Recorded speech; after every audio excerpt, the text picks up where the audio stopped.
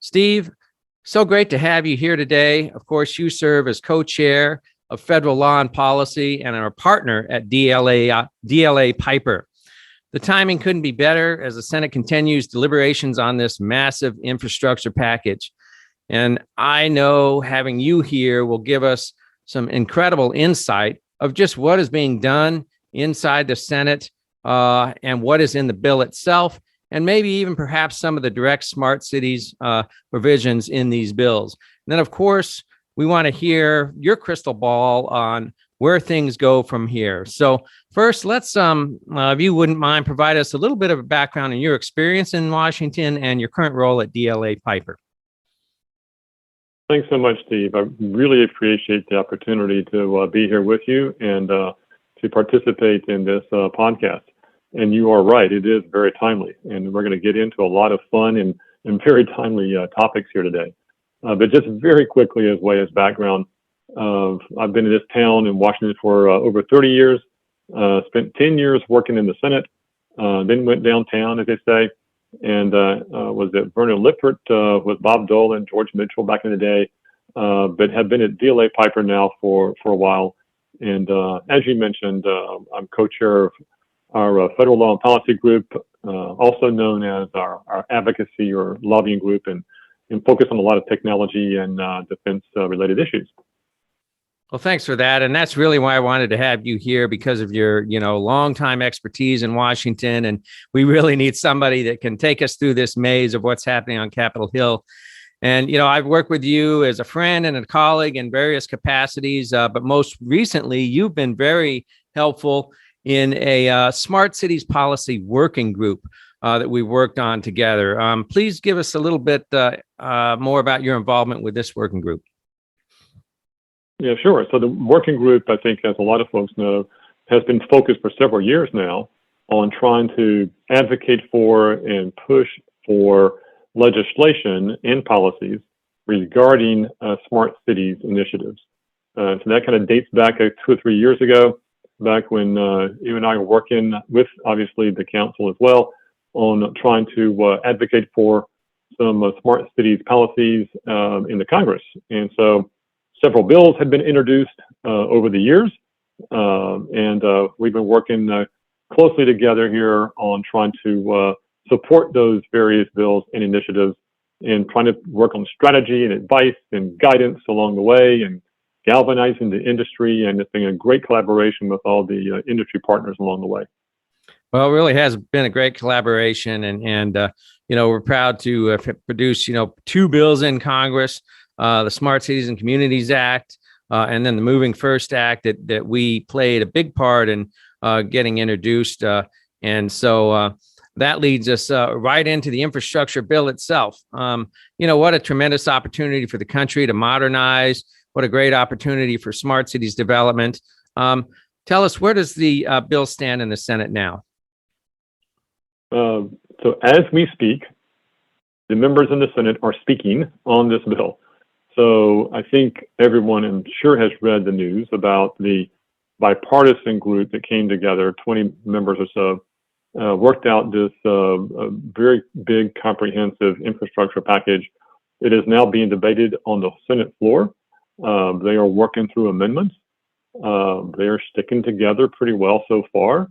And we expect that they will probably, no guarantee in this town, but they'll probably wrap up debate and amendments on this Senate bipartisan infrastructure bill, we think, over the weekend.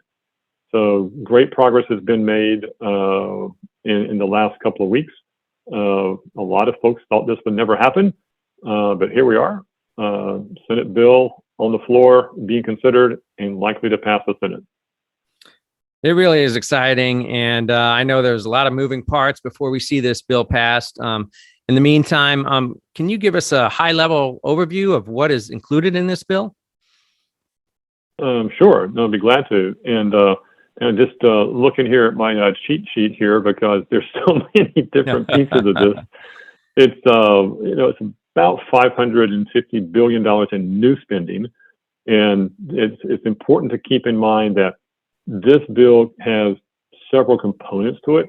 One is kind of baseline spending for infrastructure and various projects. Then they have this kind of added on top of that is the new spending, that is the $550 billion or so. And that is kind of allocated in a lot of different buckets. What they did was they took several of the bills that had been passed by several of the Senate committees, like the Senate EPW or Environment and Public Works Committee that did a transportation focused bill. They took a Senate Commerce Committee passed bill and they put that in, and they took a Senate energy bill that was focused on a lot of energy projects.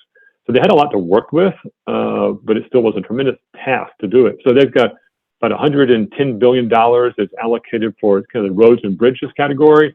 They've got, $66 billion that's allocated for passenger and freight rail, $39 billion for public transit, $15 billion for electric vehicles, $65 billion for various broadband initiatives, et cetera. So the list keeps going on. Absolutely. Well, thanks for that summary. And, so many of these are, the pieces of the critical infrastructure in this country. And it's just really exciting to see more funding and attention given to these things like broadband, transportation, energy, resilience initiatives, workforce training. And all of these combined will make it better able to help the development of cities, modernize cities, and ultimately develop smart cities. Can you tell us, are there any particular smart cities provisions included in the bill? Sure, and it's a great point. In all of this, Steve, it's important to remember that there are different pieces that are relevant to different industry segments and industry interests. And one key component, we think, in this bill is the smart cities centric programs. So there's a great provision in there that emanates in large part from a bill that Senator Cortez Masto had introduced, along with Senator Burr and several others, and several other senators. That bill was taken up by and included in the Senate Commerce Committee package. So that survives and is now in this infrastructure package. So what does it do? It would provide $100 million each year for 5 years for various smart city grants, which are very interesting concepts to look at here. So this is kind of built off of, Steve, you may recall, I'm sure you recall the Smart Cities Challenge that was at the Department of Transportation. Remember that? Absolutely. And what was the first city that won that was, which city was that? Columbus, Ohio won that grant. Yep. There you go. You are correct, sir. And I can tell you almost 100 cities, I think, applied for that competition. So it was widely popular at the time. Exactly. And because of that popularity, I think, and I'm curious what you think about this, but I think that because of that popularity and how many cities and industries and companies were so interested in that particular initiative, it seemed like that galvanized attention in the Congress. So it seems like this was a way to try to somewhat codify that particular initiative that was started by the Department of Transportation. What's your take on that? Do you agree with that? Oh, absolutely. And, of course, led by our friend Senator Cortez Masto and Richard Burr, but no doubt endorsed by a number of other senators due to the popularity of the program, but also the progress it helped make towards smart cities development with a transportation focus, of course, but a requirement to include all the other bells and whistles that could be attached to some sort of transportation mode system. Yeah, absolutely. And it is interesting that Senator Cantwell, who was the chair of the Senate Commerce Committee, she had her own bill that was a little bit more focused on smart cities being having a grant program housed within the Department of Commerce. But so it was really interesting and encouraging to see that she was very supportive in moving forward with a grant program that was more focused on the Department of Transportation, the Cortez Masto bill. But having her endorsement of this was very significant. But if you'd like, I can just kind of give you a couple of the highlights of the provision of the grant program. Would that be of interest, you think? Absolutely. Great. So as I mentioned, $100 million each year for 5 years. They have allocated this and put it into kind of buckets. So about 40% of the grants would go to large communities, cities or towns, et cetera. Another 30% would go to mid-sized communities. And then the other 30% would go to rural communities or regional partnerships. And those numbers were adjusted a little bit in the version that's in this current Smart Cities strike that are currently in this infrastructure bill. So those numbers are a little bit different when compared to the original Senator Cortez Masto bill. But then you kind of look at, all right, what are these funds used for? What could they be used for? So they have a list of actual eligible projects. They call them use of funds. And they can be for a number of different things, from intelligent sensor systems to connected vehicles, to the point you made, Steve, about the integration of various different systems. They also allow for, interestingly, use of funds for innovative technologies, such as UAVs and how UAVs might play a role.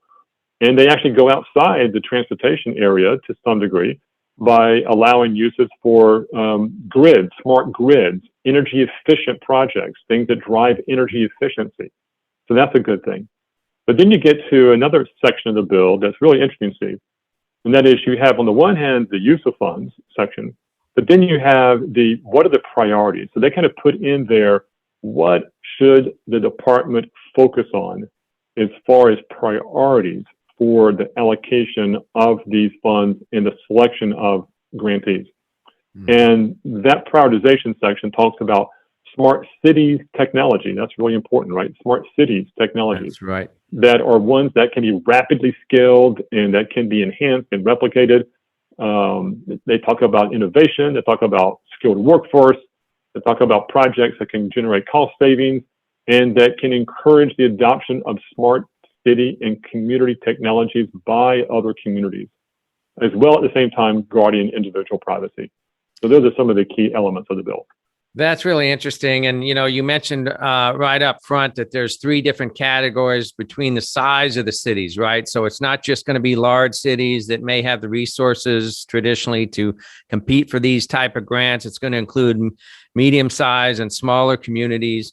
But then, as you wrapped up, you talked about the requirement that not only is this going to be a smart highway, so to speak, but it has to link to some other smart cities aspect, which is really important, and really to serve some other need to improve the livability, workability, and sustainability of a city.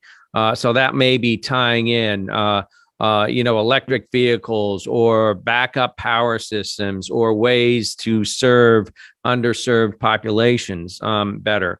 So I think that's an important distinction that was included in the bill, and we're really pleased to see that and serves as a model to overarching smart cities development. I did notice you mentioned the Smart Cities and Communities Act, and we owe a debt of gratitude to Senators Cantwell and Lujan for a long time sponsorship of that bill. And I noticed a provision in there that runs very closely to the idea of developing a federal data bank of federal smart cities programs. And this is a provision called the Smart Community Resource Center. This is transportation focused, requiring the DOT to compile digitally all its various smart cities applications. I think it's important that that's in there, and maybe we can tweak this going forward to include the other federal agencies and make it a bit more comprehensive. But pleased to see that as part of the Smart Cities and Communities Act in there. Yeah, absolutely. I'm glad you highlighted that one, Steve, because that is an important one, because a lot of the communities, a lot of the cities, they don't have robust agencies or robust expertise sitting line within their city. So having this resource guide having the data available, having the agency at the federal level focused on and tasked with developing these resource guides to help and assist the state and local entities and communities will be really important. So no, you're absolutely right. And also I think it was very important to highlight the fact that Senator Cantwell and Lujan had worked on this issue overall, as well as the Smart Cities bill, and that their companion bill was introduced by Congresswoman Delbaney. And Congresswoman Delbaney has been quite a leader on this issue on the House side, along with Congresswoman Yvette Clarke, who is, as you know, the co-chair of the Smart Cities Caucus on the House side. So there's been this great collaboration across party lines, bicameral, House and Senate, and it's really wonderful to see this opportunity making such strong advances here. Well, that's right. And so we're really pleased to get the victory on the inclusion of the Moving First Act and the Senate bill, portion of the Smart Cities and Communities Act. And as this bill moves forward, maybe we can sneak a few more provisions in there to anything we can do to broaden the Smart Cities focus. We're all for. So thanks for that. And so that brings the question now of, where does this infrastructure bill go from here? What about the budget outlay that's coming up? What about the reconciliation package that everybody's talking about? And what is the House going to do or not do? Are they simply going to take the Senate bipartisan package and move it forward? I don't know. A lot of moving parts, as I mentioned before. How do we get to the finish line, Steve? Well, you asked $1 million question, or I probably should say the $3.5 trillion question. Right. Right. So you're correct. So I'll try to connect all the dots, and this may be a little convoluted, but I'll try to streamline it. So political factor, surprise, comes into play. Shocking politics in Washington, D.C. But definitely there is this question mark about, can the Senate current bipartisan infrastructure bill, can it pass and become law? So think of it in dominoes, right? The first domino is you got to pass the Senate. And it's the big, huge step. This is amazing. It's historic. It's fantastic. But on the House side, everyone has read that Speaker Pelosi has said that she will not take up or pass a, quote, infrastructure package until and unless there is progress on the larger bill, the budget reconciliation bill, that has a lot of the other bigger programs in there, college tuition and healthcare related and climate change and et cetera. So that bill is going to be very partisan. A lot of people expect that would pass upon a party line only. And the big question is, what will the moderate senators do, like Senator Manchin, like Senator Sinema, some of those who are leaders on this infrastructure package? And so the tie-in here is kind of on both sides. House leadership saying, we will not move an infrastructure bill until progress is made on the larger reconciliation package. You start peeling back the onion a little bit and you realize, well, for that to happen, they have to pass first of all, a budget resolution that gives the actual instructions to the relevant committee to come up with the legislation that would ultimately be and make up a budget bill, a reconciliation bill. So our wonderful Senate leader, Senator Schumer, has said that he's working on that budget resolution to give the outline to the Senate to try to actually move forward on this larger bill. But guess what? He has to be able to get and hold all 50 of his senators together, including those moderate senators like Senator Manchin and Sinema and a few others who are saying, whoa, wait a minute, that $3.5 trillion price tag seems a little steep. And Senator Manchin is on record saying he's not too keen on the some of the climate change provisions.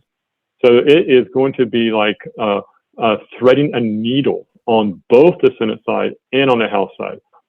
So it's a lot of machinations, sausage making, as we say here, going into the Senate budget reconciliation package, big, huge questions that will be negotiated, debated, and hashed out in the next couple of weeks. And so we'll see how this plays out.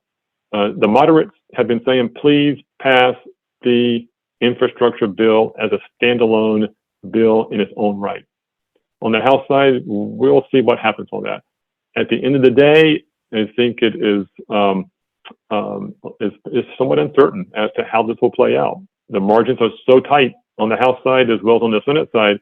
It's very little room for margin for error. So that's just the big picture. Glad to dive in some more on it if you'd like to, but that's the big picture. A lot of factors at play here on the grand scale. Well, and you wonder why some people, just wring their as when they talk about Washington, what's going on there. And you and I have been in DC for a long time, but even this is a very complicated process. And I think you nailed it, that the margins are so tight that there is no room for error. So we'll see what happens. One last question there. So it appears the Senate's going to try to get this infrastructure package done before they adjourn for the August recess. I don't know if that includes the budget bill or the reconciliation bill, but the House is already out. So realistically, we're not going to see anything passed until the September, October timeframe. Would that be on target? Yeah, that's a really good point, Steve. So I'll just parse it out just a little bit for us here. So the majority leader in the Senate has said that he plans to try to pass the Senate budget resolution, which is the first step in this larger big bill process, right? So he wants to try to pass that before the Senate leaves for their August break. So in other words, in the next week or so. But again, that only gives you the outline, right? That's not the actual reconciliation bill. That's just the outline. That's the top line numbers. That's the shell, let's call it that, right? But it's crucial because it does set a top number. And that's where the first line of negotiations is happening now as we speak. They're trying to figure out how do they get 50 votes for a budget resolution that then lays the groundwork for the ultimate reconciliation bill. So I think you will probably see some movement, maybe passage of a Senate budget resolution here in the next week or so. They might run into a dead end on that, and they might have to buy some more time. Senator Schumer is very good at setting deadlines and holding people's feet to the fire. I'd kind of put my money on, yes, they'll probably get an outline of a budget reconciliation here in August through the Senate. Big question mark, Steve, as to whether the House would come back into session in mid-August to consider a House budget resolution. Again, that's merely the outline, not the big package. But they could do that. They're actually on break now, so taking people back from holiday is not a fun thing. But they could reinstitute the vote by proxy. The whole Delta variant with COVID has certainly injected a lot of uncertainty into that as well. But yes, ultimately you're correct that the big reconciliation package that is now tied up with the policies and the politics of the infrastructure bill, that probably won't happen until September at best. Well, very complicated. It's good to see, though, that the vast majority of members believe that an infrastructure package itself should be not only passed by one body, but by both bodies and signed into law. Many arguments that we need more assistance given the pandemic and how that affects us in so many ways. So we'll see what shapes up in the reconciliation bill. But from a smart city standpoint, we're thrilled to see the Senate action to this point. Hopefully by this weekend, we'll see that passed, and then we'll see what happens in the August recess. So we really appreciate your time here today. We also appreciate you on a personal note for your contributions to the Smart Cities Policy Working Group throughout the years. We're seeing some real success from the legislative pursuits we've all been working on. So thank you for that. And, if you can stay tuned, I might like to speak to you again as this bill starts advancing in the fall. Absolutely. Well, appreciate the opportunity. It's been great collaborating with you and the Smart Cities Council and the working group. It's nice to see some progress being made. Sometimes that does not happen here in Washington. this is going to create, if this does become law, this grant program and these other provisions will definitely create some great opportunities for various communities and cities and companies that have great technologies. So obviously a lot more to talk about in the weeks and months ahead. But Steve, thanks again to you and for all your great work on this, and really enjoyed it. Thank you. Very exciting, and we'll speak to you soon. Thanks so much. Thanks a lot. Bye-bye. Bye-bye.